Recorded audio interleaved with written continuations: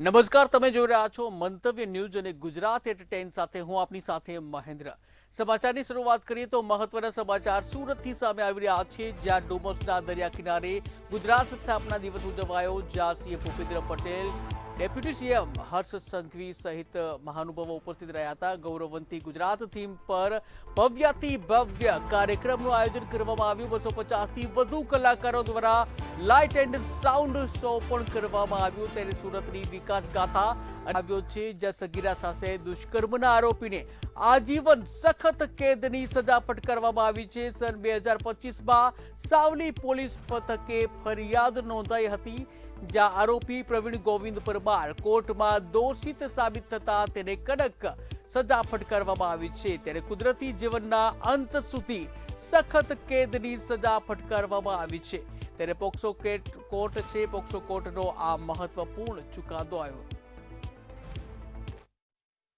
સગીરા સાથે વારંવાર તેણીની મરજી વિરુદ્ધ અવારનવાર દુષ્કર્મ આચરેલ, જેનાથી સગીર ભોગ બનનાર ગર્ભવતી થયેલ અને તેણીએ બાળકને જન્મ આપેલ આ કેસમાં નામદાર કોર્ટમાં મૌખિક પુરાવાઓ તેમજ ડીએનએ તથા મેડિકલ સેમ્પલો જેવા દસ્તાવેજી પુરાવાઓ રજૂ થતા નામદાર કોર્ટે આરોપી વિરુદ્ધ કેસ સાબિત થતા આરોપીને સખત કેદની સજાનો હુકમ કરેલ છે। અમદાવાદથી મહત્વના સમાચાર સામે આવી રહ્યા છે, જે અમદાવાદમાં બાપુનગરમાં એસ્ટેટ વિભાગ દ્વારા સપાટો બોલાવવામાં આવ્યો છે। ત્યારે એસ્ટેટ વિભાગ દ્વારા ગેરકાયદેસર દબાણો દૂર કરવામાં આવ્યા છે। બાપુનગરમાં એસ્ટેટ વિભાગ એક્શન મોડમાં ભીડભંજન હનુમાનજી મંદિરના આસપાસના ગેરકાયદેસર દબાણો છે દૂર કરવામાં આવ્યા છે। દુકાનની બહાર લગાવવામાં આવેલા ગેરકાયદેસર દબાણો હટાવવામાં આવ્યા છે। ત્યારે ફૂટપાથ પર પાથરના અને દબાણો હટાવવામાં આવ્યા છે। એસ્ટેટ વિભાગ દ્વારા આ કાર્યવાહી કરવામાં આવી છે। ઉત્તર ઝોને દુકાનદારોને નોટિસ પાઠવી અને દંડ પણ ફટકારવામાં આવ્યો।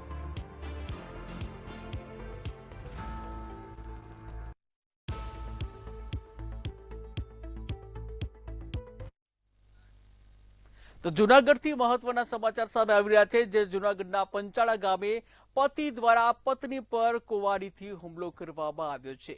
ત્યારે પંચાળા ગામે પતિ દ્વારા પત્ની પર કુહાડીથી હુમલો કરવાની એક ઘટના સામે આવી છે। ઘરકંકાસના કારણે પતિ પત્ની વચ્ચે ઝઘડો થયા હોવાનું અનુમાન લગાવવામાં આવ્યું છે। ત્યારે હુમલામાં પત્ની ગંભીર રીતે ઈજાગ્રસ્ત થઈ હોવાનું સામે આવ્યું છે, જ્યાં ઈજાગ્રસ્ત મહિલાને તાત્કાલિક સારવાર અર્થે હોસ્પિટલ ખસેડવામાં આવી છે। ત્યારે જૂનાગઢના પંચાળા ગામની આ ઘટના કે જ્યાં પતિ દ્વારા પત્ની ઉપર કુહાડીથી હુમલો કરવામાં આવ્યો।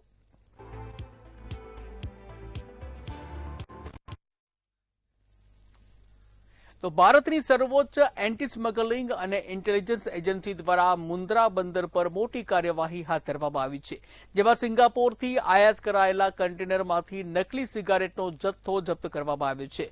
બિલ ઓફ એન્ટ્રીના આધારે શંકા જતા તપાસ કરવામાં આવી અને તપાસ કરાતા કુલ 82 લાખથી વધુની નકલી સિગારેટ મળી આવી છે અને અંદાજે રૂપિયા 19.87 કરોડના જથ્થા સાથે દાણચોરીનો મોટો ભાંડો ફૂટ્યો છે। અધિકારીઓ દ્વારા વધુ તપાસ હાથ ધરવામાં આવી છે અને આ ગેરકાયદેસર નેટવર્ક સાથે જોડાયેલા લોકો સુધી પહોંચવાના પ્રયાસો તેજ કરવામાં આવ્યા છે।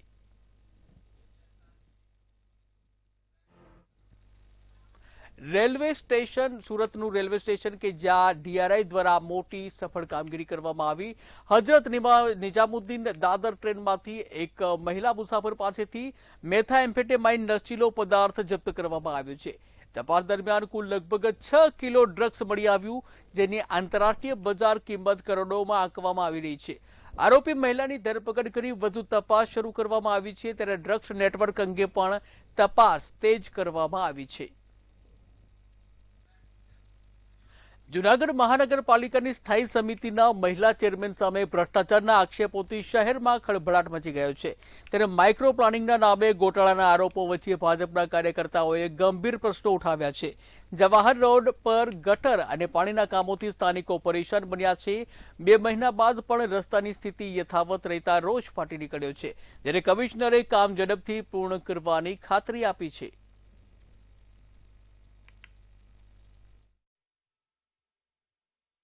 ભ્રષ્ટ તમે શાસનમાં બેસાડી દેશો અને લોકોની જો એ વાતને સમર્થન નહીં આપે, લોકોની વાતને સાંભળવાનો પ્રયત્ન નહીં કરે તો આ હોદ્દેદારોને હું તો એવું કહું છું કે એની ગરિમા પણ જળવાતી નથી. હોદ્દેદારો તમે બનાવી દો છો, એ પબ્લિકને ગમે તેવા વિધાન ગમે તેવા જવાબ આપે છે. તો સરકારને મારી અપીલ છે, બીજેપી સરકારને અપીલ છે, ઉપરના મોવડી મંડળને મારી અપીલ છે કે આવા લોકો પર એક્શન ચાલુ કરો. શા માટે કામ યંગ છોકરાઓ યંગ લોકોને તમે જયારે પ્રોટેક્ટ કરી રહ્યા છો તો આવા યંગ છોકરાઓ વડીલોને ગમે તેવું વર્તન કરે, વડીલો સાથે ગમે તેવી વાત કરે, એ ક્યારેય ગ્રાહ્ય નથી અને માન્ય રાખી પણ ન શકાય. વિશ્વ મજદૂર દિવસના અવસરે કચ્છના ભચાઉ ખાતે કર્મતારા કંપની સામે શ્રમિકોના શોષણ મુદ્દે ઉગ્ર વિરોધ જોવા મળ્યો.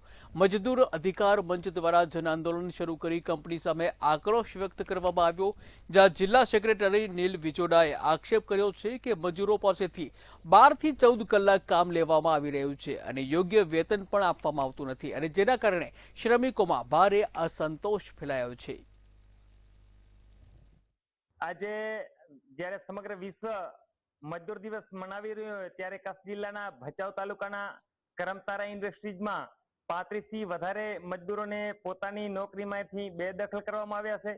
તેમજ જે સરકારની ગાઈડલાઈન છે, જે શ્રમના કાયદા છે, એ કાયદાઓને કચ્છમાં નેવે મૂકીને કામ કરાઈ રહ્યું છે. ત્યારે આજે અગાઉ રજૂઆતો કરવા છતાં તંત્ર સમક્ષ કે આ 35 લોકોને પુનઃ રોજગારીમાં લાગવામાં આવે.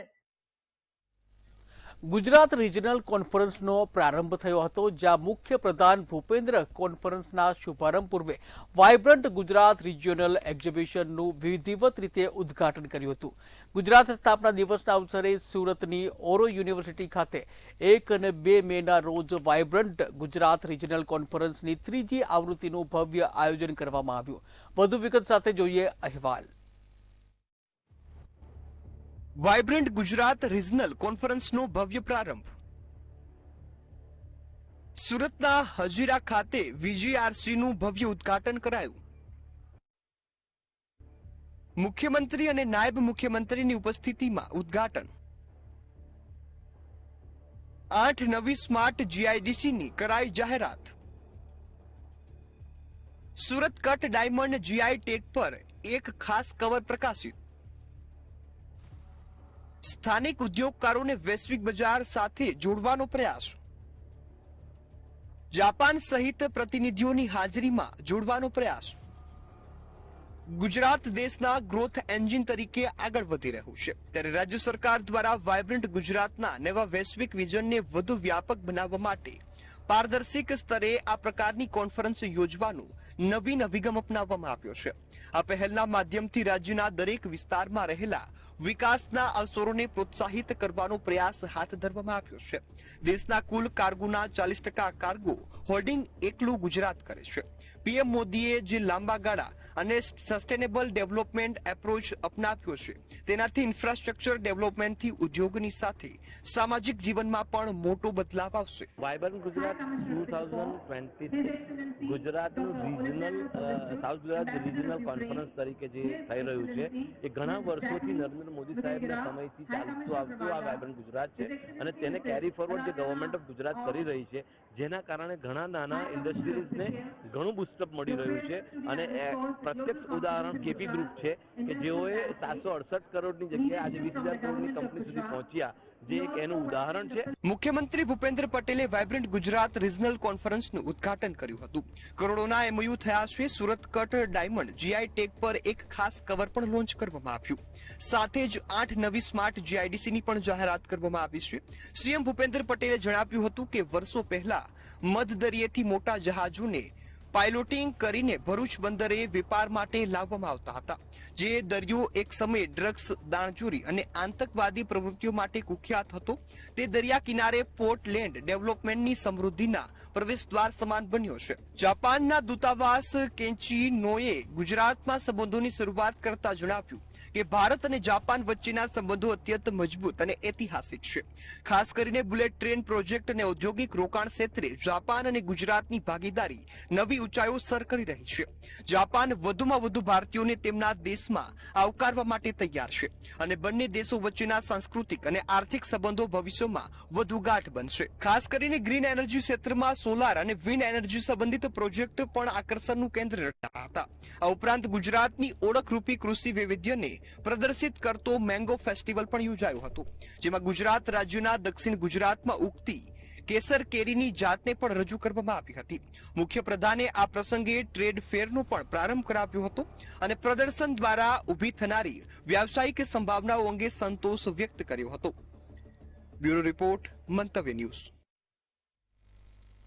અમદાવાદ મ્યુનિસિપલ કોર્પોરેશનની ચૂંટણીમાં જીતેલા કોર્પોરેટરે રજૂ કરેલા જે સોગંદનામા છે, આ સોગંદનામામાં તેમના ગુનાઓની વિગતો સામે આવી છે. શહેરના ભાજપ અને કોંગ્રેસના કેટલાક ઉમેદવારો ઉપર ગંભીર ગુનાઓ નોંધાયેલા છે. કેટલાક નેતાઓ જામીન પર છે તો કેટલાક જેલવાસ પણ ભોગી આવ્યા છે. આમ કુલ 11 કોર્પોરેટર સામે ગંભીર કેસ હોવા છતાં તેઓ ફરી એકવાર લોકોની સેવા માટે ચૂંટાઈ આવ્યા છે.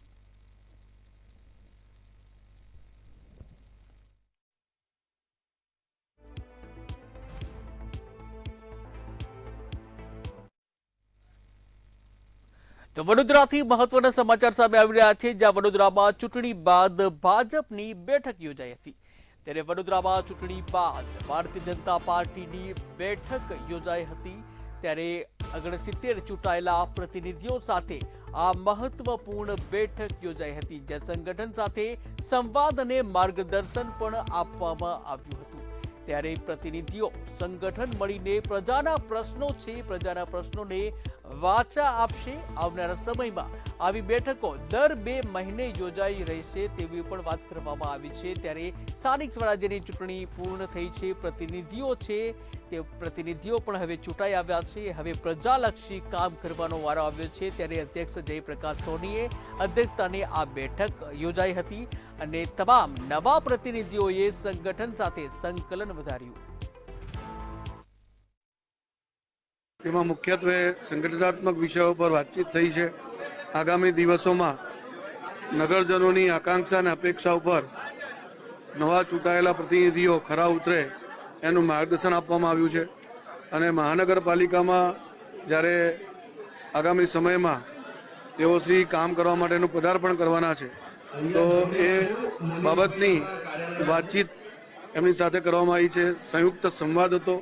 સંગઠન અને ચૂંટાયેલી પાંખ આ રીતે જ 2 મહિને 3 મહિને સંયુક્ત બેઠક કરીને જે પણ પ્રશ્નો હશે એનું સમાધાન આવે એવા પ્રકારના પ્રયાસો વડોદરા મહાનગર ભારતીય જનતા પાર્ટી દ્વારા થવાના છે.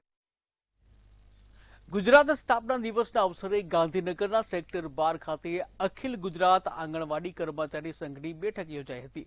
મોટી સંખ્યામાં આંગણવાડી બહેનો જોડાઈ પોતાની પડતર માંગણીઓ મુદ્દે સરકાર સામે અવાજ ઉઠાવ્યો હતો. પગાર વધારો અને મોબાઈલ કામગીરીને ઓફલાઈન કરવાની માંગ ઉઠી. જ્યાં માંગણીઓને ન સ્વીકારાય તો ઉગ્ર આંદોલન કરવાની ચીમકી પણ ઉચ્ચારવામાં આવી છે. ગુજરાત સ્થાપના દિવસ અને શ્રમિક દિવસના ઉપલબ્ધિમાં અમે હિંમતનગર ગાંધીનગર ખાતે જે સંમેલન યોજ્યું છે એના અનુસંધાને મારે એક જ કહેવાનું કે જો સ્વતંત્રતા મેળવવી હોય તો સંઘર્ષ કરવો પડે, આંદોલનો કરવો પડે. આંદોલન કચડવું એ લોકશાહીમાં સરકારને યોગ્ય ના લાગવું જોઈએ એવું મારું માનવું છે. આજના શ્રમિક દિવસે અમારો જે મુદ્દો છે કે અખિલ ગુજરાત આંગણવાડી કર્મચારી સંઘ જેને ઇન્ટિરિયમ રિલીફ મીન્સ વચગાળાની રાહત માંગી છે કે 18,000 ને 13,000 એ જો પૂર્ણ કરવામાં નહીં આવે સરકાર તરફથી તો વાટાઘાટો દ્વારા અમે તૈયાર છીએ એ માંગ પૂરી કરવા માટે. તો અમે આ બાબતે ઉગ્ર આંદોલન કરશું. હવે અમે સરકાર અમારી માંગણી પૂરી નહીં કરે તો અમે ઉગ્ર આંદોલન કરીશું. અને બહેનો બધી આગળ કાર્યકર હેલ્પરબેન તાળા મારી દેશે. બાળકોનું કુપોષણનો જરા પણ વિચાર નહીં કરે, કારણ કે સરકાર આંગણવાડી કાર્યકર હેલ્પરનો જરા પણ કુપોષણનો વિચાર કરતી નથી. તો આગળ અમે આ રીતે ઉગ્ર આંદોલન કરીશું. સ્થાપના દિવસ નિમિત્તે રાજ્યમાં ટ્રાફિક સુરક્ષા અંગે ખાસ અભિયાન શરૂ કરવામાં આવ્યું છે. પોલીસ દ્વારા 1 મે થી 31 મે સુધી હેલ્મેટ નિયમનો કડક અમલ કરવામાં આવશે. જ્યાં બાઇક ચાલક તેમજ પાછળ બેસનાર બંને માટે હેલ્મેટ ફરજિયાત બનાવવામાં આવ્યું છે. વડોદરા સહિત શહેરોમાં સરકારી કચેરીઓ બહાર ટ્રાફિક પોલીસ તૈનાત કરવામાં આવી છે, જેથી પહેલા સરકારી તંત્રમાં જ નિયમોનું પાલન સુનિશ્ચિત થાય. નિયમનો ભંગ કરનાર સામે દંડ અને કાયદેસરની કાર્યવાહી થશે. ડીજીપી સાહેબની સૂચના પ્રમાણે આ 1 મહિનાની હેલ્મેટ ડ્રાઈવ રાખેલી છે. એમાં હેલ્મેટ કમ્પલસરી સૌ નાગરિકો તેમજ સરકારી અધિકારી કર્મચારીઓ પહેરતા થાય એવો આમાં ઉદ્દેશ છે. તમામની સેફટી રહે એવો ઉદ્દેશ છે, જેની શરૂઆત અમે અમારા ઘરથી એટલે કે પોલીસ ભવનથી શરૂ કર્યું છે. પોલીસ ભવન ઉપરાંત અમારી અલગ અલગ ટીમો કલેક્ટર કચેરી, કોઠી કચેરી, નર્મદા ભવન, કુબેર ભવન તમામ જગ્યાએ છે. એટલે સીપી સરના આદેશ પ્રમાણે શરૂઆત અમે સરકારી અધિકારી કર્મચારીઓથી કરી છે. ગુજરાતમાં હેલ્મેટ નિયમ પાલન હવે શરૂ થઈ ગઈ છે. હેલ્મેટ જે ડ્રાઈવ છે તે શરૂ કરી દેવામાં આવી છે. ખાસ કરીને વાત કરીએ ગુજરાતમાં હેલ્મેટ નિયમ પાલન માટે મહત્વપૂર્ણ જે ડ્રાઈવ છે તે શરૂ કરી દેવામાં આવી છે. 1 મે થી 31 મે સુધી તેની કડક અમલવારી થશે. આપણે જોઈ શકીએ જે પ્રમાણે વડોદરાની સરકારી કચેરીમાં જે કોઈ લોકો અહીંયા આવે છે કે સરકારી કર્મચારી અહીંયા આવે છે તેમને હેલ્મેટ પહેરવું કમ્પલસરી છે. તેવી રીતના આ ડ્રાઈવ છે. આ ખાસ કરીને વાત કરીએ જે બાઇક ચાલક છે સાથે જે પિલિયન એટલે જે પાછળ બેસનાર છે તેને પણ હેલ્મેટ ફરજિયાત છે. સરકારી કચેરીની બહાર જ હવે પોલીસ અત્યારે તૈનાત જોવા મળી રહી છે. તેનું મુખ્ય કારણ છે કે લોકોના વચ્ચે જવાના પહેલા જે પોતાનું ઘર છે એટલે તે એવામાં જે પોલીસ છે તે વધારે પસંદ કરી રહી છે અને જે સરકારી કર્મચારી છે તેમને અનુરોધ કરવામાં આવી રહ્યો છે કે પહેલા તેઓ પોતાની સુરક્ષાના ભાગરૂપે હેલ્મેટ પહેરવાનું રાખે. નિયમ ભંગ કરનાર સામે દંડ અને કેસની પણ કાર્યવાહી થઈ શકે છે. સાથે જે રોજના જે કાર્યવાહીના છે તે સવારથી જે પોલીસ છે જે ટ્રાફિક પોલીસ છે અહીંયા તૈનાત જોવા મળી છે. મોટા શહેરોમાં તબક્કાવાર હેલ્મેટ અમલ વધુ કડક બનશે. આપણે જોઈ શકીએ જે પ્રમાણે કે હાલના જે દ્રશ્યો છે જે લોકો અહીંયા હેલ્મેટ પહેર્યા સિવાય અહીંયા આવે છે, પોલીસ તેમને રોકે છે અને તેમને હેલ્મેટ ન પહેરવાનું કારણ પૂછી રહી છે. સાથે જે હેલ્મેટ ન પહેરનારને પણ દંડની પણ જોગવાઈ પોલીસ દ્વારા અત્યારે કરવામાં આવી રહી છે. કેમેરામેન કેતન શિંદે સાથે સત્યમ નિવાસકર, મંતવ્ય ન્યૂઝ વડોદરા.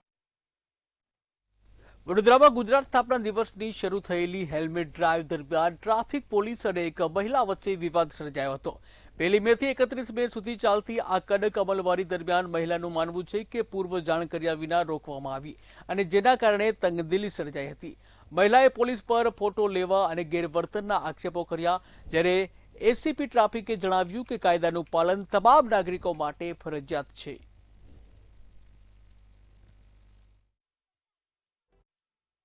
એમને એવું હતું કે હું હંમેશા હેલ્મેટ પહેર્યા વગર જોઉં છું, નથી પકડતા, આજે કેમ પકડો છો અને અચાનક કેમ તમે આવી રીતના ડ્રાઈવ શરૂ કરી? એટલે એમની તકલીફ ખબર નહીં શું હશે. એના બધા ભુવનમાં કંઈ કામ કરે છે બેન, અને અમારા પોલીસવાળા એમની પાસે લાયસન્સની જે દંડની કાર્યવાહી કરી એમને નહીં ગમી હોય, પરંતુ નિયમ એ નિયમ છે. અમે સરકારી નથી, સેમી સરકારી છીએ, અમને કોન્ટ્રાક્ટ પર રાખેલા છે, પણ અમારું રેગ્યુલર અહીંથી ઓફિસે આવવા જવાનું હોય છે. પણ હવે આજે જ કેમ ઉભા રાખ્યા છે ને બધાના ફોટો પાડે છે ને ડાયરેક્ટ હા એક હજુ હમણાં પૂછ્યું ત્યારે ખબર પડી કે હેલ્મેટ માટે ઉભા રાખ્યા. હા, મને આ બીજી વખત પકડી છે. હવે અમે તો રેગ્યુલર જ જઈએ છીએ અહીંથી ઓફિસમાં.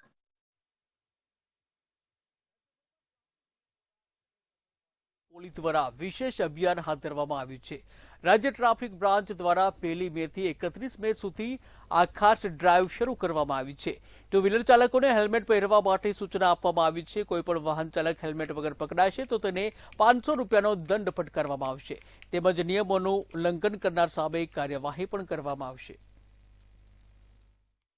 આજથી હેલ્મેટ ડ્રાઈવ જે છે તે શરૂ કરવામાં આવી છે. અમદાવાદમાં આવેલા આરટીઓ સર્કલ પર હાલ તમે જોઈ શકો છો કે રાજ્યભરમાં અને ટુ વ્હીલરને લઈ જતા વાહન ચાલકોને હેલ્મેટ પહેરવું ફરજિયાત છે. પોલીસ નહીં તો દંડ જે છે તે ફટકાર છે. હાલ તમે દ્રશ્યોમાં પણ જોઈ શકો છો કે એક વ્યક્તિ જે છે તેમને રોકવામાં આવ્યા છે અને તેમને હેલ્મેટ જે છે નથી પહેર્યું. હવે પોલીસ જે છે કઈ રીતની કાર્યવાહી જે છે તે કરશે ને કહી શકાય છે કે ગુજરાતમાં રાજ્યભરમાં ચૂંટણી પૂરી થતાં જ બાદ હવે નાગરિકો ઉપર ફરીથી નિયમોનો ભંગ જે છે તે લાગુ થશે ને કહી શકાય છે કે આજે જે ડ્રાઈવ જે છે તે ચાલુ કરવામાં આવે છે. 1 મે થી લઈને 31 મે સુધી આ ડ્રાઈવ જે છે તે ચાલુ રહેશે ને જો હેલ્મેટ નહીં પહેરે તો તેમને પોલીસ જે છે તે દંડ ફટકારવામાં આવશે. સુમન ઠાકોર, મંતવ્ય ન્યૂઝ, અમદાવાદ.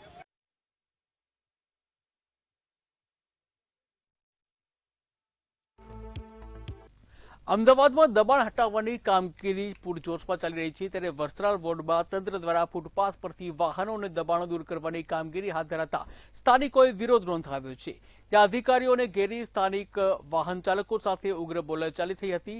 તંત્ર દ્વારા અગાઉથી નોટિસ આપ્યા બાદ પણ અમલ દરમિયાન લોકોમાં અસંતોષ જોવા મળ્યો, ત્યારે કેટલાક લોકોએ પોતાના અધિકારો અંગે પ્રશ્નો ઉઠાવી રજૂઆત કરી, છતાં પણ તંત્રએ શહેરના ટ્રાફિક વ્યવસ્થા સુધારવા અને ફૂટપાથ ખુલ્લા રાખવા માટે કાર્યવાહી ચાલુ રાખવાની સ્પષ્ટતા કરી છે.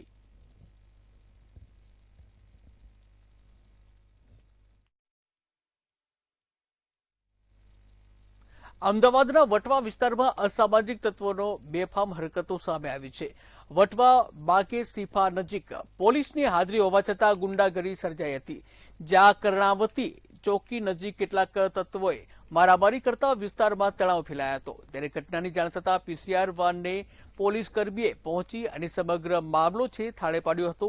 બનાવ બાદ સ્થાનિકોમાં સુરક્ષા અંગે શંકા વ્યક્ત થઈ, જ્યાં અસામાજિક તત્વો સામે કડક કાર્યવાહી કરવાની માંગ ઉઠી છે. સમગ્ર ઘટનાના સીસીટીવી દ્રશ્યો સોશિયલ મીડિયામાં વાયરલ થતા પોલીસ તંત્ર પણ સતર્ક બન્યું છે.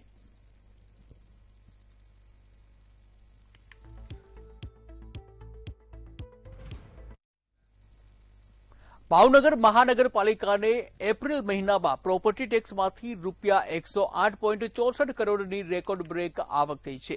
ડિજિટલ પેમેન્ટને પ્રોત્સાહન આપવા માટે આપવામાં આવેલી 12% રિબેટ યોજનાને કારણે 1.6 લાખથી વધુ લોકોએ ઓનલાઈન વેરો ભર્યો, જ્યાં કુલ કરદાતાઓમાંથી લગભગ 50% લોકોએ એક જ મહિનામાં ટેક્સ ચૂકવ્યો છે. આ કારણે મહાનગરપાલિકાની તિજોરીમાં ગયા વર્ષની સરખામણીએ ₹8 કરોડનો વધારો નોંધાયો છે.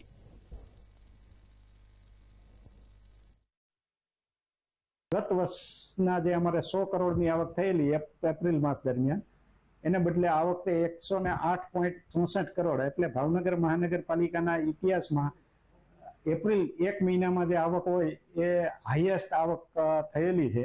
અને મે મહિના દરમિયાન પણ અમારે 5% ઓફલાઈન અને ઓનલાઈનમાં 7% એવી રીતે રિબેટ યોજના અમલમાં છે. એટલે જે કરદાતાઓ છે જેમને બાકી છે વેરો ભરવાનો, એમને મે મહિના દરમિયાન રિબેટ યોજનાનો લાભ લેવા માટે અપીલ કરવામાં આવે છે. ગારિયાધાર શહેરમાં આવેલા અટલ જોગર્સ પાર્ક બાદ જે બેદરકારીના કારણે અવદશામાં છે, જ્યાં પાણીની મોટર લાંબા સમયથી બંધ હોવાથી હરિયાળી સુકાઈ ગઈ છે અને પાર્કની સુંદરતા ખરાબ થઈ ગઈ છે. સ્વચ્છતા અને લાઇટિંગની પણ યોગ્ય વ્યવસ્થા ન હોવાથી પરિસ્થિતિ વધુ ગંભીર બની છે. લાખો રૂપિયાના ખર્ચ છતાં યોગ્ય જાળવણી ન થતા સ્થાનિક લોકોમાં ભારે રોષ જોવા મળી રહ્યો છે અને તાત્કાલિક સુધારાની માંગ ઉઠી છે. ભાવનગરમાં આશા, આંગણવાડી અને હેલ્થ વર્કરો દ્વારા પડતર માંગોને લઈને વિરોધ ઉઠાવવામાં આવ્યો. મહિલા કર્મચારીઓએ હાઈકોર્ટના ચુકાદા મુજબ તેમને ચોથા વર્ગના કર્મચારી તરીકે સમાવવા અને લઘુત્તમ વેતન ચૂકવવાની માંગ સાથે જિલ્લા કલેક્ટરને મુખ્યમંત્રીને સંબોધી આવેદનપત્ર આપવામાં આવ્યું. કર્મચારીઓએ સરકાર પર તેમની માંગણીઓ અવગણવાની આક્ષેપ કર્યો છે. આગામી સમયમાં મુખ્યમંત્રી સમક્ષ સીધી રજૂઆત કરવાની તૈયારી બતાવી છે. પોતાના કુટુંબનું ભરણ પોષણ કરે છે તેવા શ્રમજીવીઓને કમસે કમ લઘુત્તમ વેતન 26,000 રૂપિયા આપો તેવી માગણી સાથે દેશભરમાં અને ગુજરાતમાં આજે દેખાવોના કાર્યક્રમો યોજવામાં આવ્યા છે. બહુ સ્પષ્ટ છે કે જે રીતે મોંઘવારી વધી રહી છે, જે રીતે યુદ્ધના ઓછાયા નીચે એક વસ્તુઓના ભાવ વધારા થયા છે, તેના પ્રમાણમાં ગુજરાતમાં કે કેન્દ્ર સરકાર દ્વારા શ્રમજીવીઓના લઘુત્તમ વેતનમાં વધારો કરવામાં આવ્યો નથી. અને અમારી જે પડતર માંગણી છે સરકાર સામે, એના માટે હવે અમે મોટા આંદોલન કરીશું, કારણ કે સરકાર અમારી કોઈ વાત અત્યારે સાંભળવા માંગતી જ નથી. અમે ઘણા બધા આંદોલન કર્યા, ઘણા બધા આવેદન પત્ર આપ્યા, હડતાલો પાડી, તે છતાંય સરકારે અમને અત્યાર સુધી કંઈ આપ્યું જ નથી અને અમને દિવસે કામગીરી વધારે આપે છે. અને હાઈકોર્ટે અમને જે 24,800 અને 20,300 નો જે વધારો કર્યો છે એ સરકારને 6 મહિનાની અંદર આપવાનું કીધું હતું. અત્યારે 6 મહિના થઈ ગયા છે અને સરકાર સુપ્રીમ કોર્ટમાં ગઈ છે, એટલે સરકાર અમને એ પગાર આપવા નથી માંગતી. તો ગુજરાત@7 માં હાલ બસ આટલું જ. વધુ સમાચાર માટે જોતા રહો મંતવ્ય ન્યૂઝ. નમસ્કાર.